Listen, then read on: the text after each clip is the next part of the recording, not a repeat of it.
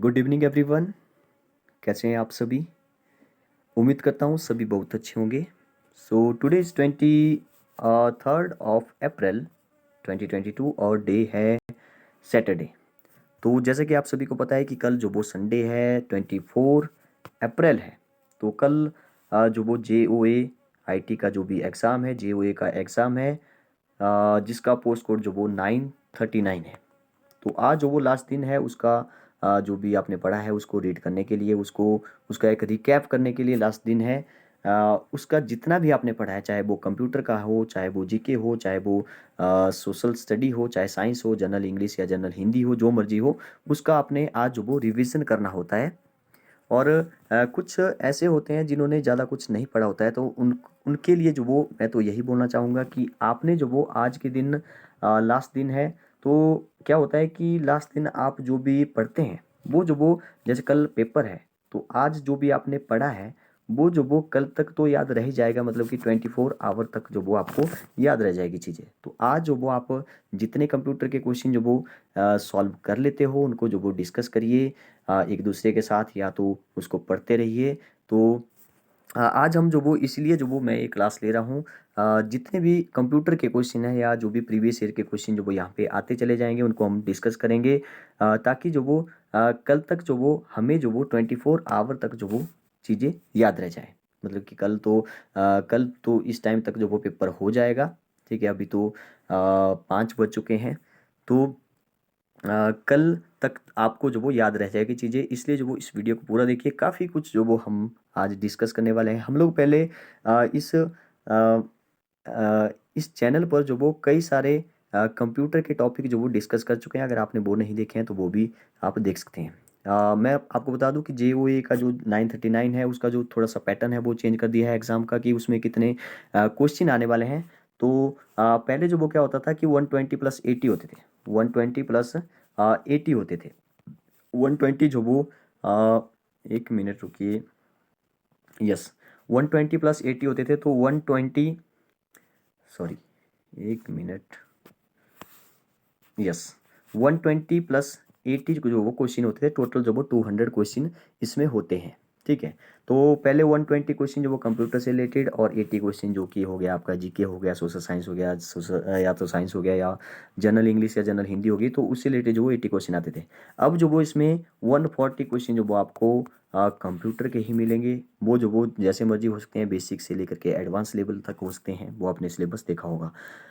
और 60 क्वेश्चन, तो क्योंकि वो 200 तो टोटल होंगे, तो 140 कंप्यूटर के हो गए और 60 जो वो आपका जीके हो गया, सोशल साइंस, साइंस जो भी है, जनरल इंग्लिश वगैरह। तो वो जो वो 60 क्वेश्चन वो होंगे। तो इसका मतलब है आपको कंप्यूटर के जो वो ज़्यादा से ज़्यादा क्वेश्चन जो वो डिस्कस करना पड़ेंगे, वो जो वो आपको ज़्यादा से ज़्यादा पढ़ना पड़ेंगे, उनका रिविज़न आपको ज़्यादा से ज़्यादा करना पड़ेगा। तो हम लोग जो वो पहले जो वो जैसे आउटपुट डिवाइसेस के बारे में पढ़ चुके हैं, इनपुट डिवाइसेस के बारे में पढ़ चुके हैं, मेमोरी के बारे में पढ़ चुके हैं, ऑपरेटिंग सिस्टम के बारे में पढ़ चुके हैं, CPU के बारे में पढ़ चुके हैं, इंटरनेट के बारे में पढ़ चुके हैं, नेटवर्क के बारे में पढ़ चुके हैं, मेमोरी के बारे में पढ़ चुके हैं, प्रिंटर के जो वो टाइप्स के बारे में पढ़ चुके हैं। ठीक है, तो ये सभी बहुत सारी बातें जो वो हम लोग पहले डिस्कस कर चुके हैं। आज हम जो वो कुछ प्रीवियस ईयर के क्वेश्चन लेंगे, और प्रीवियस ईयर के क्वेश्चन को जो वो थोड़ा सा डिस्कस करेंगे। ज़्यादा डिटेल में नहीं जाएंगे आज, क्योंकि आज वो आपको सिर्फ पढ़ना है, ज़्यादा डिटेल में नहीं जाना है। अगर आप जो वो कल तक याद रख लेते हो क्वेश्चन को, ज़्यादा कंसेप्ट समझ भी नहीं आया तो भी प्रॉब्लम नहीं है, आपको जो वो उसका आंसर जो वो थोड़ा सा याद रह जाएगा कल तक। देखिए क्या होता है, 24 आवर तक जो वो आप अगर उसका रिकैप नहीं करते हो, रिविज़न नहीं करते हो, तो वो जो वो 80% जो वो भूल जाता है। आदमी जो वो उसको 80% तक भूल जाता है। ठीक है, वो 20% ही बचेगा फिर। लेकिन कल जो वो अभी तक जो वो 10 या 11 या 12 रख लो, 12 घंटे हो जाएंगे। तो अगर आपने जो वो इस वीडियो को पूरा देख लिया, तो मैं बोलता हूँ कि कल तक जो वो इस सारी बातें जो आपको याद रह जाएंगी। और हम लोग जो वो प्रीवियस ईयर के क्वेश्चन को जो वो ज़्यादा से ज़्यादा डिस्कस करेंगे, ताकि आपके जो वो वही क्वेश्चन जो वो आपको कल देखने को मिलेंगे। ठीक है, तो चलिए फिर स्टार्ट करते हैं। हाँ, एक बात और मैं बताना भूल गया आपको, जो वो जनरेशन से रिलेटेड जो वो कंप्यूटर का कोई भी एग्ज़ाम हो, हर किसी के एग्ज़ाम में जो वो जनरेशन से रिलेटेड कंप्यूटर की जनरेशन कंप्यूटर की पीढ़ियों के बारे में पूछा जाता है कि फर्स्ट जनरेशन में किसका यूज़ होता था, सेकंड जनरेशन में किसका यूज़ होता था, थर्ड में, फोर्थ, फिफ्थ में किसका होता था। तो सबसे पहले वो देख लेते हैं 2 मिनट में, फिर जो वो प्रीवियस ईयर के क्वेश्चन को जो वो डिस्कस करते हैं, एक एक क्वेश्चन जो वो डिस्कस करेंगे। तो सबसे पहले बात करते हैं फर्स्ट जनरेशन की। तो मैं यहाँ पे जो वो इस कैमरे को यहाँ से हटा देता हूँ। यस, देखिए देखिए जो फर्स्ट जनरेशन का जो कंप्यूटर था, पहले जो वो क्या होता है, देखिए अब तो क्या होता है कि आप जो वो एक बैग में जो वो लैपटॉप डालते हैं और जो वो एक जगह से दूसरी जगह ले जाते हैं। पहले ऐसा नहीं होता था। फर्स्ट जनरेशन में जो वो बड़े बड़े कंप्यूटर होते थे, ठीक है। जैसे जैसे जनरेशन जो वो चेंज होता गया, ठीक है, सेकंड जनरेशन, थर्ड जनरेशन, तो एक तो ये डिफरेंस आया कि जो कंप्यूटर बड़े होते थे वो जो वो छोटे छोटे होते गए, ठीक है। तो ये तो मेन एक डिफरेंस है कि जैसे जैसे पीढ़ियों में जो वो चेंज होता गया वैसे वैसे चेंज होता गया सब कुछ सिस्टम, ठीक है। तो आपको जो वो पूछा जाएगा कि फर्स्ट जनरेशन में जो वो क्या जो वो यूज़ होता था, ठीक है। तो याद रखिए, उसका एक ट्रिक भी मैं लास्ट में बताऊंगा। तो फर्स्ट जनरेशन, फर्स्ट जो भी पीढ़ी थी कंप्यूटर की, तो उसमें जो वो वैक्यूम ट्यूब का जो वो यूज़ होता था, याद रखिए BACUUM, वैक्यूम ट्यूब का जो यूज़ होता था, ठीक है। और सेकंड जनरेशन में जो वो आपको याद रखना है, ट्रांजिस्टर का जो वो यूज़ होता था, ट्रांजिस्टर, ठीक है। और थर्ड जनरेशन में जो वो आईसी का यूज़ होता था, आईसी जो छोटी छोटी चिप होती है, इंटीग्रेटेड सर्किट का यूज़ होता था। और आपसे पूछा जा सकता है कि आईसी जो कि इंटीग्रेटेड सर्किट होता है वो जो वो किससे बनी होती है, तो वो जो वो सिलिकॉन की बनी होती है। एक क्वेश्चन भी पहले पूछा जा चुका है। तो थर्ड जनरेशन में आईसी का यूज़ होने लगा। फोर्थ जनरेशन की अगर मैं बात करूँ तो माइक्रो प्रोसेसर आ गए, ठीक है। माइक्रो प्रोसेसर का जो वो फोर्थ जनरेशन में यूज़ होने लगा, या VLSI का यूज़ होने लगा। VLSI की फुल फॉर्म आपसे पूछा जा सकता है very large scale integrated circuit, ठीक ठीक है। वी से वेरी, एल से लार्ज, एस से स्केल, और इंटीग्रेटेड सर्किट लास्ट में आ गया, ठीक है। तो VLSI को भी आप याद रखिए।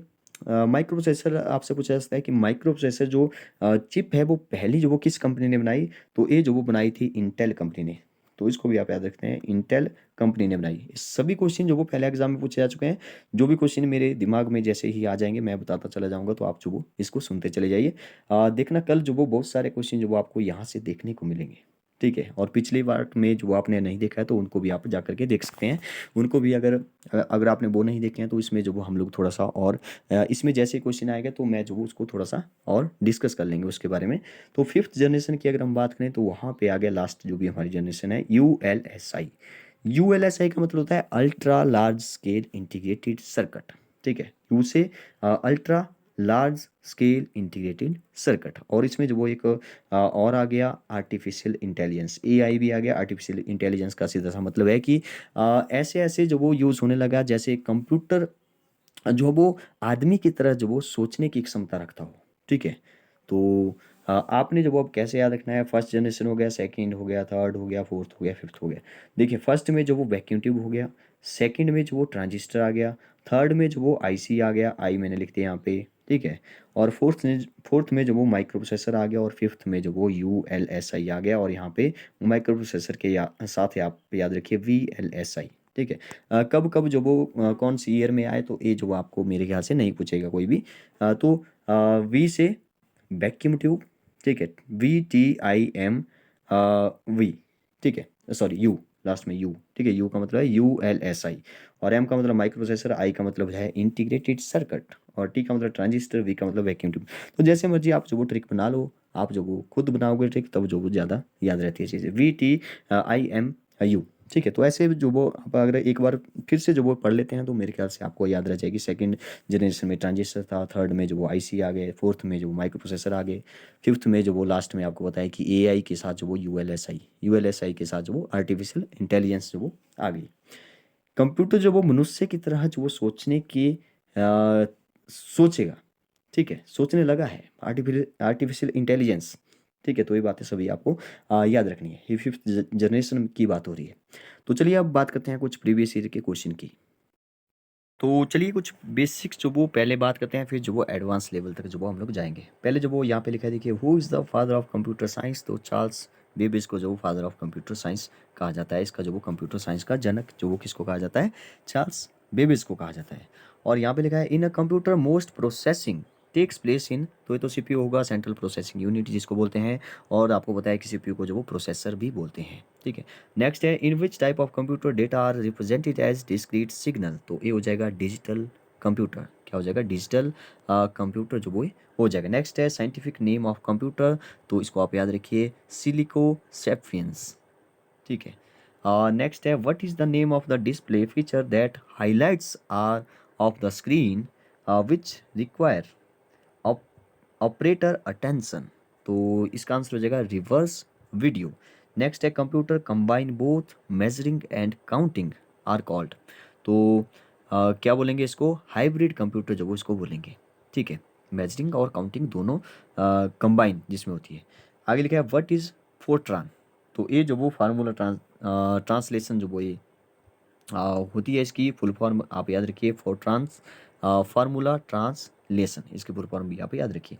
नेक्स्ट है what translates and execute program at run time line by line, तो ये आपको, ये हमने जो वो टॉपिक डिस्कस भी किया था कि इंटरप्रेटर में क्या होता है, ठीक है। इसमें जो वो लाइन बाय लाइन होता है, किसमें जो वो एक साथ प्रिंट होता है, तो ये हमने बात की थी, ठीक है। इंटरप्रेटर प्रिंटर की भी बात की थी, और यहाँ पे जो भी मतलब कि कन्वर्ट होगा लैंग्वेज, ठीक है, बाइनरी में, तो वो हमने बात की थी इंटरप्रेटर के बारे में, कंपाइलर के बारे में, वो सभी बातें हमने पहले डिस्कस कर ली थी। आगे वही क्वेश्चन है what convert an entire programme into machine language, तो इसको जो वो कंपाइलर बोलते हैं, ये हमने पहले डिस्कस कर लिया है डिटेल के साथ, वैसे हम ज़्यादा डिटेल में नहीं जाएंगे। Who is the father of personal computer, तो इसको जो वो एडवर्ड रॉबर्ट को कहा जाएगा पर्सनल कंप्यूटर का फादर। आगे लिखा है E P ROM stands for, इसको आप याद रखिए, ये कई बार एग्जाम में पूछा भी जा चुका है। रोम का तो आपको पता है रीड ओनली मेमोरी होगा, लेकिन ई पी का देखिए, ई से बना इलेक्ट्रॉनिक, और ई सेकंड जो ई है उसके बना, उससे बना इरेजेबल, और पी से तो programmable read only memory, electronic erasable programmable read only memory, इसको आप याद रखिए। और भी है दो तीन। Who developed the first electronic computer, तो फर्स्ट इलेक्ट्रॉनिक कंप्यूटर जो किसने बनाया था, जे वी एटनसॉफ, इसको भी आप याद रखिए। नेक्स्ट है which programming language are classified as low level language, ठीक है, तो assembly language, very important question है। नेक्स्ट है the first web browser is, तो मोसेक जो वो फर्स्ट वेब ब्राउज़र है।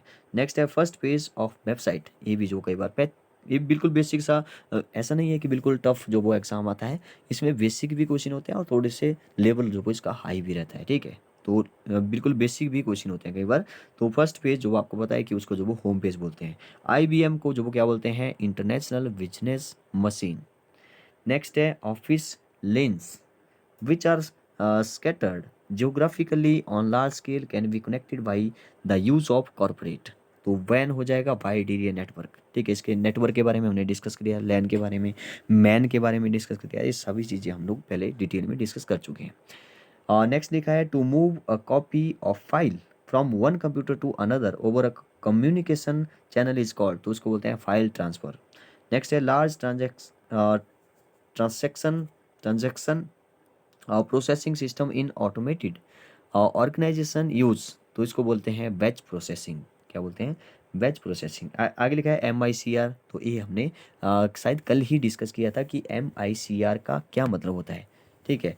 हमने जो वो OMR सीट के बारे में भी डिस्कस किया था, जो आपको कल मिलेगी, उसमें जो वो आप रीड, मतलब OMR का मतलब होता है ऑप्टिकल मार्क रीडर, ठीक है। उसमें जो वो जैसे बिंदु होते हैं छोटे छोटे चार, आपको पता है कि एक जो वो आपको फिल करना होता है, वो जो भी फिर जो भी रीडर होता है, जो भी इंस्ट्रूमेंट होता है, वो जो वो ऐसे देखेगा कि चार में से आपने जो वो कौन सा जो वो फिल किया है, वो जो वो देखेगा, ठीक है। तो उसको ऑप्टिकल मार्क रीडर बोलते हैं, OMR जिसको आप बोलते हैं, OMR सीट जो होती है, ठीक है। तो MICR क्या होता है, मैग्नेटिक इंक करेक्टर रिकॉग्नाइजेशन, ठीक है, मैग्नेटिक इंक करेक्टर रिकॉग्नाइजेशन, या आर की जगह मैंने आपको कल भी बताया था कि रिकॉग्नाइजेशन की जगह जो वो रीडर भी हो सकता है। और इसके बारे में आपको मैंने और भी बताया था कि ये जो वो जैसे बैंक में जो भी चेक होते हैं उनको रीड करने के लिए ये होता है। एक जो वो मैंने आपको BCR के बारे में बताया था, BCR बार कोड रीडर, ठीक है, बार कोड रीडर, मतलब जब भी हम पढ़ते हैं, ठीक है, पढ़ते नहीं, सॉरी, जो मतलब कि जिसको हम नहीं पढ़ सकते, ठीक है, वो होता है बार कोड रीडर, वो जो वो एक उससे ही पढ़ा जाता है, बार कोड रीडर जो होता है, ठीक है। तो उसको आप याद रखिए, जो भी जैसे चीज़ें होती है उसमें जो वो रीड करते हैं, जैसे आप कहीं भी सामान खरीदने चले जाएँ तो वो जो वो कंप्यूटर जैसे बड़े-बड़े मॉल्स में क्या होता है कि आप जो वो चीज़ें ले आते हो वहाँ पे जो वो फिर स्कैन करता है, तो वो जो बारकोड रीडर होता है, ठीक है। ओएमआर के बारे में हमने डिस्कस कर लिया। ठीक है। आगे लिखा है एमआईसीआर हो गया, मैग्नेटिक इंक करेक्टर रीडर या रिकॉग्नाइजेशन, एक ही बात है, ठीक है। नेक्स्ट है name of first electronic computer, तो ENIAC आप याद रखिए, very important question. Name of first electronic computer, number of different character in ASCII coding system, तो कितने होते हैं 1024। आपको पता होगा एक MB या जो बिट है बाइट है, पहले तो बिट के बारे में आपको पता होना चाहिए। एक बिट जो होता है, ठीक है, एक बिट BIT बिट, एक बिट की बात हो रही है, उसमें जब वो जीरो होगा या तो वन होगा, 01, ठीक है। और जब एक बाइट की बात आएगी वो जो वो 8 बिट के बराबर होगा, ठीक है। एक बाइट जो वो यहाँ पे लिख दिया मैंने, कहाँ चले गए, एक बाइट जो वो 8 बिट के बराबर होता है, BIT, यहाँ पे BYTE बाइट होगा, ठीक है। और जो वो फिर आगे चलता जाएगा, फिर जो वो एक बाइट बन गया, फिर जो वो 1024 वो सॉरी 1024 बाइट का जो वो फिर KB बन जाएगा, किलोबाइट बन जाएगा। फिर 1024 किलोबाइट का जो वो एक MB बन जाएगा, ठीक है। फिर MB से जो वो आपको पता है कि MB के बाद जो वो GB आ जाएगा, GB के बाद जो वो TB आ जाएगा, टेराबाइट आ जाएगा। तो ये भी हम लोग जो वो पहले डिस्कस कर चुके हैं। मुझे लगता है कि इससे भी जो वो एक रिलेटेड जो वो क्वेश्चन जरूर बनेगा। आगे लिखा है नंबर ऑफ, हाँ ये तो हो गया ASCII कोडिंग सिस्टम में कितने 1024 होते हैं। MSIC स्टैंड्स फॉर, तो देखिए पिछली बार भी जो वो क्या हुआ था कि बहुत सारे ऐसे क्वेश्चन थे जो कि जैसे कई बार जो वो सिलेबस नहीं पता होता है, कुछ जो वो ऐसे ही चले गए थे कि दे देंगे एग्ज़ाम। तो इस बार ऐसा नहीं है, इस बार तो अच्छे से बताया गया है कि सिलेबस जो है, पहले भी बताया गया था वैसे, लेकिन नहीं पता होता है तो बहुत सारे क्वेश्चन जो वो ऐसे पूछे गए थे जो कि थोड़े से लेवल उनका बिल्कुल ही हाई लेवल था, जो आपने बिल्कुल भी नहीं पढ़े होंगे, ठीक है। तो यहाँ पे जैसे फुल फॉर्म जो वो कई सारी पूछी जाती है, पिछले एग्जाम में भी कई सारे फुल फॉर्म थे, तो इस बार भी पूछी जाएगी। MSIC की फुल फॉर्म होती है medium scale integrated circuit, medium scale integrated circuit. आगे लिखा है scrambling of code is known as, scrambling of code is known as, इसको क्या बोलते हैं, एनक्रिप्शन बोलते हैं, ठीक है। आगे लिखा है the first computer were programmed using, तो ये जो मशीन लैंग्वेज वो इसका सही आंसर हो जाएगा। आगे लिखा है a fault in a computer program which prevents it from working correctly is known as, तो इसको जो वो बग बोलते हैं, BUG बग, मतलब कि the fault in a computer program which prevents it from working correctly is known as bug. Next है which button makes alphabet letter in upper case, ये तो आपको बताइए कि आप जब भी कोई लेटर जैसे कोई बटन है कीबोर्ड पे, जो उसको जो आप शिफ्ट के साथ जो वो ऊपर या नीचे वाला जो भी बटन है कीबोर्ड पर जैसे बने होते हैं, तो उसको शिफ्ट के साथ जो आप दबाएंगे तो आपको ऐसे अपर केस या लोअर केस मिल जाएगा, ठीक है। या जो वो जो भी ऊपर जो वो होता है, जैसे कैप्स लॉक जो की होती है, तो उससे जो वो आप एक बार में ही एक साथ जो वो कर सकते हैं, ठीक है। उसको दबाएंगे तो जो वो ऑन हो जाएगा, कैपिटल लेटर में ही लिखेगा, उसको दबाएंगे तो स्मॉल लेटर में आ जाएगा, ठीक है। उसको जो हमने डिस्कस भी किया था लास्ट टाइम की, उसको जो वो टॉगल की बोलते हैं, ठीक है, टॉगल कीज बोलते हैं। और भी 2-3 कीज के बारे में हमने डिस्कस किया था। आगे लिखा है when a computer is switched on the booting process performs, ठीक है। तो इसको जो बोलते हैं पावर ऑन सेल्फ टेस्ट, क्या बोलते हैं, पावर ऑन सेल्फ टेस्ट बोलते हैं। आगे लिखा है what is the software frequently utilise by end user called like word PowerPoint, तो एप्लीकेशन सॉफ्टवेयर होता है। सॉफ्टवेयर के बारे में हमने डिस्कस कर लिया, एप्लीकेशन सॉफ्टवेयर हो गया, सिस्टम सॉफ्टवेयर हो गया, ठीक है।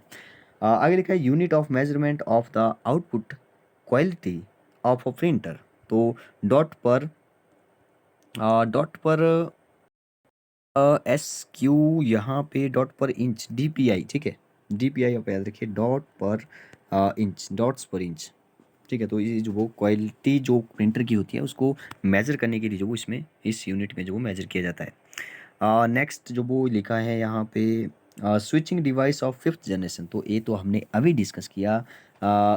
अच्छा, फिफ्थ जनरेशन की बात हो रही है, पिछले जनरेशन में जो वो very switching device of fifth generation, मतलब कि उससे पिछली डिवाइस जो वो कौन थी फिफ्थ जनरेशन से पहले, तो BLSI, अभी तो ULSI का यूज़ हो रहा है ज़्यादा। तो ultra large scale integrated circuit, VLSI का मतलब होता है very large scale integrated circuit, जो अभी हमने डिस्कस किया, ठीक है। आगे देखिए, अभी हमने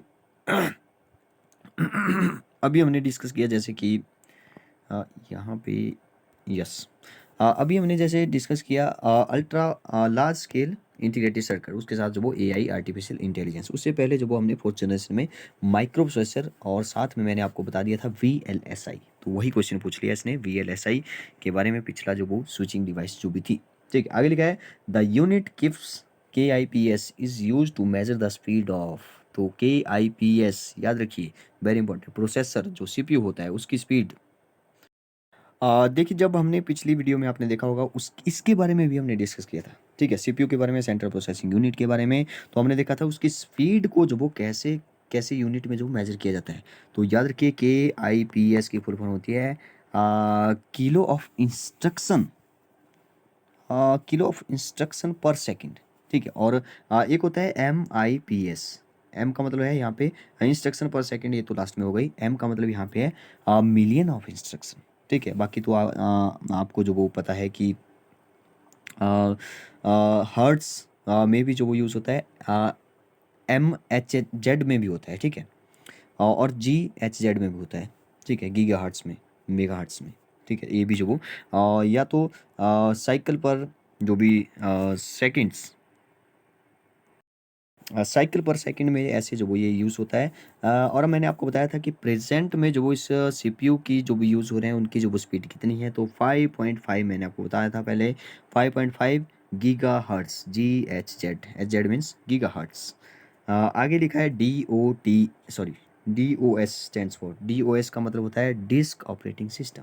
ठीक है, ऑपरेटिंग सिस्टम में जो हमने बात की थी तो उसके बारे में भी बात की थी। DOS means disk operating system. आगे लिखा है what is a joystick primarily in computer used for. तो ये तो हमने कल ही बात किया था कि जॉयस्टिक जो होती है वो जो वो जैसे बस में आपने गेयर देखा है, तो वैसे ही जो वो कुछ इस तरह से होती है कंप्यूटर गेमिंग के लिए जो वो इसको यूज़ करते हैं। ठीक है, तो लास्ट टाइम हमने इसके बारे में बात की थी। In 1999 the Melissa virus was widely publicised. तो ईमेल वायरस था एक प्रकार का। Which of the following commands is given to reboot the computer. तो याद रखिए कंट्रोल अल्टरनेट डिलीट। ठीक है, सॉरी रोबोट बोल दिया मैंने, यहाँ पे रिबूट होगा, रिबूट था कंप्यूटर। तो रिबूट करना है कंप्यूटर को तो कौन सी कमांड देना पड़ेगी, तीन एक साथ जो वो दबाना पड़ेंगे आपको, कीज कंट्रोल अल्टरनेट और डिलीट के साथ। ठीक है, डेल डिलीट।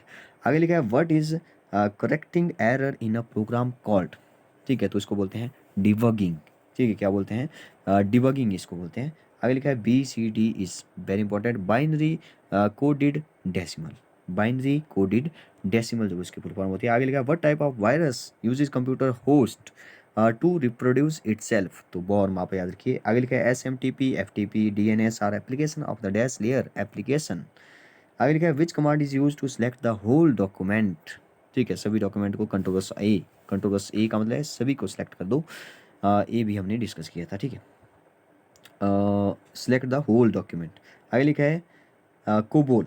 ठीक है, कोबोल के बारे में भी क्वेश्चन बनता है। COBOL is an acronym of, तो कॉमन बिजनेस ओरिएंटेड लैंग्वेज। ठीक है, याद रखिए कॉमन बिजनेस ओरिएंटेड लैंग्वेज। आगे देखिए क्या लिखा है, आगे लिखा है the ability of an operating system, OS means operating system, छोटी मोटी फुल फॉर्म तो नहीं पूछेगा, to run more than one application at time is called. तो एक से ज़्यादा, तो ये भी हमने डिस्कस किया था, क्योंकि कंप्यूटर जो वो क्यों ज़्यादा से ज़्यादा यूज़ होने लगा, क्योंकि बहुत सारे काम जो वो देखिए कंप्यूटर क्या ऑपरेटिंग सिस्टम जो यूज़ हो रहे हैं। ठीक है, ऑपरेटिंग सिस्टम का काम बहुत बड़ा काम है। ऑपरेटिंग सिस्टम आपको मैंने बता दिया कि यूज़र और हार्डवेयर के बीच में जो काम करेगा वो ऑपरेटिंग सिस्टम ही काम कर रहा है। ठीक है, तो जो ऑपरेटिंग सिस्टम काम कर रहा है वो एक साथ कई सारे टास्क जो वो कंप्लीट करता है, एक साथ कई सारे काम करता है, तो उसको जो मल्टीटास्किंग बोलते हैं। ठीक है, what is the functional key to display save as box. तो F12 के लिए जो वो हम लोग सेव एज का भी यूज़ करते हैं। हमने हमने जो वो जब डिस्कस किया था इसके बारे में तो सारा डिस्कस किया था। F1 से लेकर के F12 12 जो वो फंक्शन कीज होती है। अरे क्या full form of NOS, network operating system. OS का मतलब ऑपरेटिंग सिस्टम, N का मतलब नेटवर्क रख लो। आगे देखिए something which has easily understood instruction is called. तो इसको बोलते हैं एनालॉग डेटा। ठीक है, क्या बोलते हैं इसको, एनालॉग डेटा बोलते हैं। आगे लिखा है a modem is connected to a telephone line. याद रखिए refresh rate of monitor is measured in hertz. ठीक है। आगे है what was the chief component of first generation computer, तो वैक्यूम ट्यूब के बारे में हमने डिस्कस किया जिसको वाल्व भी बोलते हैं। नेम ऑफ लास्ट क्वेश्चन है, फिर जो वो हम लोग नेक्स्ट पार्ट में डिस्कस करेंगे। Name the father of computer mouse, तो डगलस एंगलवार्ट, ये क्वेश्चन भी पहले बन चुका है। ठीक है, आगे वाले क्वेश्चन जो वो नेक्स्ट पार्ट में जो वो डिस्कस करेंगे। एक के बाद एक वीडियो जो वो आपको देखने को मिलेगी, मतलब कम से कम जो वो हम लोग कंटिन्यू में जो वो कम से कम 2 आवर तक जो वो बहुत सारे क्वेश्चन डिस्कस करेंगे। ओके, नेक्स्ट पार्ट का जो वो थोड़ी देर के लिए वेट करिए। Okay, thank you. तब तक के लिए जो वो बाय बाय। रिवीजन करते रहिए, खुश रहिए। Thank you.